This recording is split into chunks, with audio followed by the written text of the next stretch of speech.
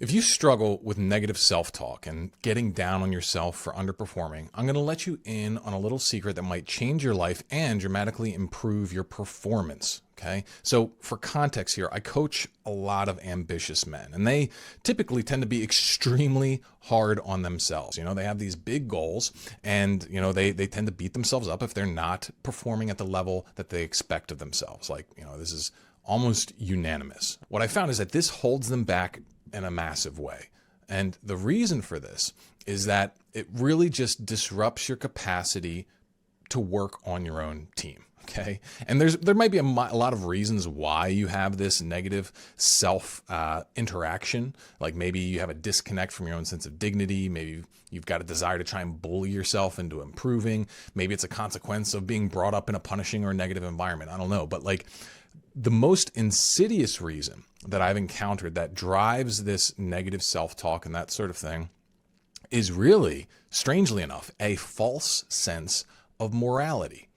When guys beat themselves up, many of them, kind of like beneath the surface, they believe that they are enacting some sort of cosmic justice upon himself by being angry and frustrated with his own perceived deficiencies. And if you stop and you think about this, all right, that whole mentality of it's appropriate for me to be beating myself up, that's bullshit, okay? Because what's actually going on here is a covert form of ego-driven escapism. Because here's the truth, all right? It is easier to hate on yourself than it is to improve yourself.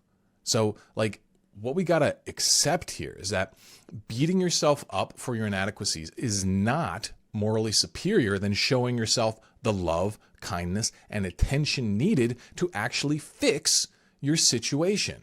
Self-negativity, it really just doesn't do anything for you. In most cases, it holds you back, it demotivates you, it ruins your mood, it ruins your capacity to be positive and helpful to other people, and you just don't get better. And if you do, it's usually just a short-lived thing till you screw up again and you blow up at yourself and, everything starts to spiral again.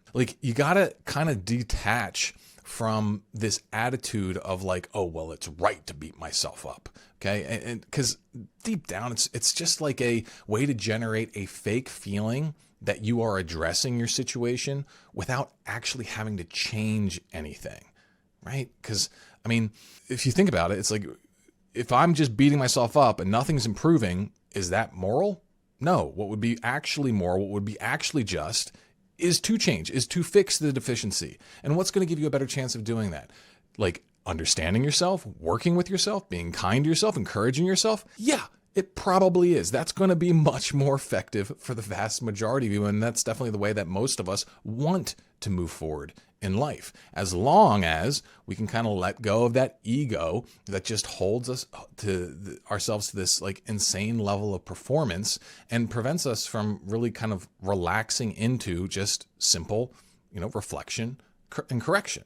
It can be challenging to shift out of this mindset if you've been doing it for a long time. For a lot of guys, self-criticism and negativity and that sort of stuff, it's like second nature. It's burnt into their neurons. All right. And so you might need a system to help you break out of this. So if you're ready to stop being toxic to yourself and finally start making real progress in a way that feels good, then I would love for you to click the link in the description and book a free call with us at Frontline Man. Okay. And we're going to help you replace your self-negativity with a powerful self-affirming system that actually moves you forward with peace and passion.